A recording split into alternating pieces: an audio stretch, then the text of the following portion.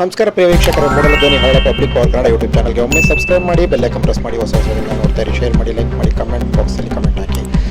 ಚಾಮರಾಜನಗರ ಜಿಲ್ಲೆ ಕೊಳ್ಳೇಗಾಲ ಬಳಿ ಇರುವ ಕಾವೇರಿ ನದಿ ವೆಸ್ಲಿ ಸೇತುವೆ ಬಳಿ ಶ್ರೀಮತಿ ರಶ್ಮಿ 39 ವರ್ಷ ಕಾವೇರಿ ನದಿಯಲ್ಲಿ ಆತ್ಮಹತ್ಯೆ ಮಾಡಿಕೊಂಡು ಪ್ರಕರಣ ದಾಖಲಾಗಿದೆ. ಗ್ರಾಮಾಂತರ ಠಾಣೆ, ಕೊಳ್ಳೇಗಾಲ ಗ್ರಾಮಾಂತರ ಠಾಣೆಯಲ್ಲಿ ಪ್ರಕರಣ ದಾಖಲಿಸಲಾಗಿದೆ.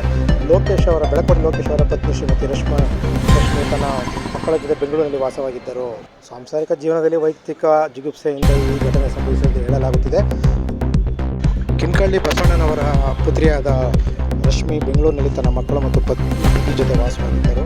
ಮಾರ್ಚ್ 2ರಂದು ಈ ಘಟನೆ ಸಂಭವಿಸಿದ್ದು ಹೇಳಲಾಗುತ್ತಿದೆ. ಸ್ಥಳಕ್ಕೆ ಭೇಟಿ ನೀಡಿದಂತಹ ಕೊಳ್ಳೇಗಾಲ ಗ್ರಾಮಾಂತರ ಪೊಲೀಸರು ಪ್ರಕರಣ ದಾಖಲಿಸಿಕೊಂಡು ತನಿಖೆ ಕೈಗೊಂಡಿದ್ದಾರೆ ಮತ್ತು ಕೊಳ್ಳೇಗಾಲ ಆಸ್ಪತ್ರೆಯಲ್ಲಿ ಶವಪರೀಕ್ಷೆ ನಡೆಸಲು ಮಾರ್ಚ್ 4ರಂದು ಶವಪರೀಕ್ಷೆ ನಡೆಸಲಾಗುತ್ತದೆ ಎಂದು ಹೇಳಲಾಗಿದೆ. ಮೂಡಲ ಧ್ವನಿ ಹವಳ ಪಬ್ಲಿಕ್ ಪವರ್ ಕನ್ನಡ ಯೂಟ್ಯೂಬ್ ಚಾನಲ್ಗೆ ಒಮ್ಮೆ ಸಬ್ಸ್ಕ್ರೈಬ್ ಮಾಡಿ, ಬೆಲ್ ಐಕಾನ್ ಪ್ರೆಸ್ ಮಾಡಿ, ಹೊಸ ವಿಡಿಯೋಗಳನ್ನ ನೋಡ್ತಾ